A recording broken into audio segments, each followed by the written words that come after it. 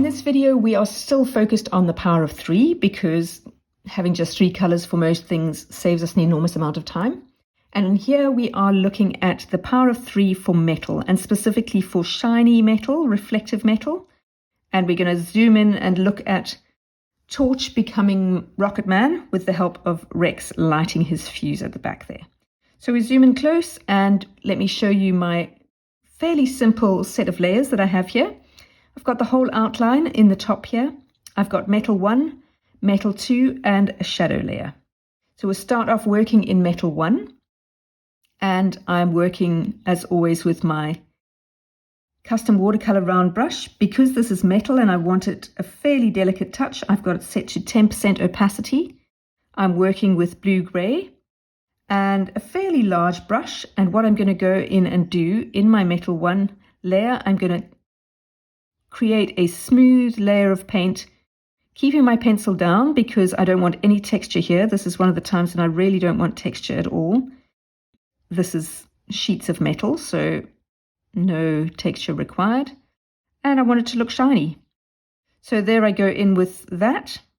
And I've put in one coat. Now imagining this is a bullet-shaped, round, cylindrical kind of shape. So as always, I default with the light kind of coming from the top and behind Torch here. And then the color or the shadow will deepen as we go around the bottom of the cylinder. So what I'm going to do is put a couple of layers of extra paint coming smoothly in like this and around, and then just continuing to smooth it like that. And I'm going to put one more layer at the very bottom like this to just give us a good rounded finish. And now I'm going to go in and clean up because I really want you to be able to see quite carefully or clearly what I'm doing, so I don't want any confusion. So this is cleaning up the outside here. And this is one of the times when you really will want to use the smudge tool, because I'd like to try and blend the transitions of those grays, those different layers of gray, to get a smoother transition. So I look at my smudge tool. I've got it set also to custom watercolor round brush. I've got it at about 50% opacity, so it's not too strong, nice big size. And what I'm going to do is within my metal 1 layer, I'm just going to follow along the transition like this and smooth it out. I'll do that twice on each transition and see how it looks. And if I want to, I can always come back and smooth it a bit more. You can see that that smudging has pushed a bit of color beyond our outline again.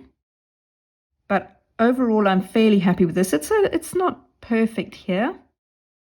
So I could go and smooth a bit more like this.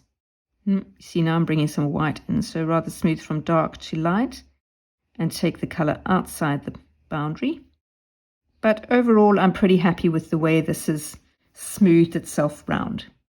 So I'm going to erase where I made a little bit of a mess, and now I'm going into my metal 2 layer, which is for these direction giving veins, I guess you would call them.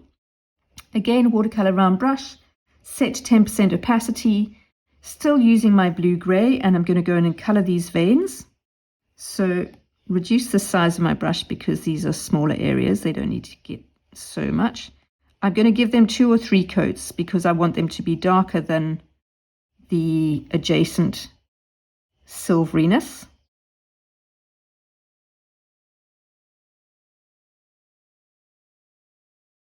And then what I can do is just erase the mess around the outside as always. And the final thing that I'm going to do is add a shadow and then add reflections. So in fact, we can do the reflections first because the reflections will be done by erasing part of the metal.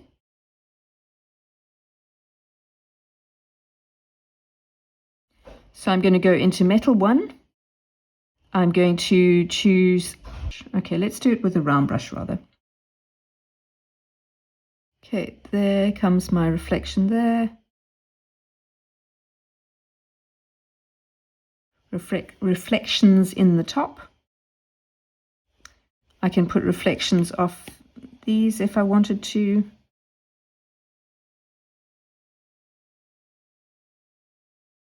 Probably not very realistic to have a reflection of here, but never mind.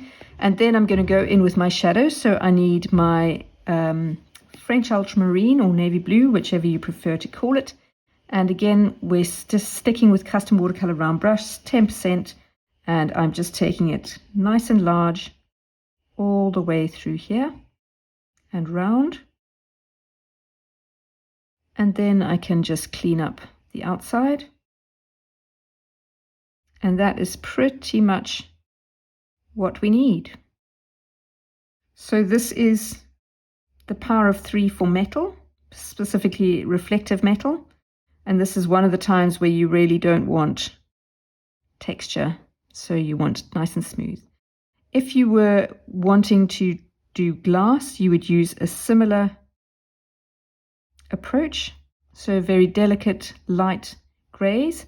And if I want to here, I can actually go in and erase to keep my reflection nice and bright. So I've erased the shadowy part there just to keep it going. So that is the power of 3 for shiny metal.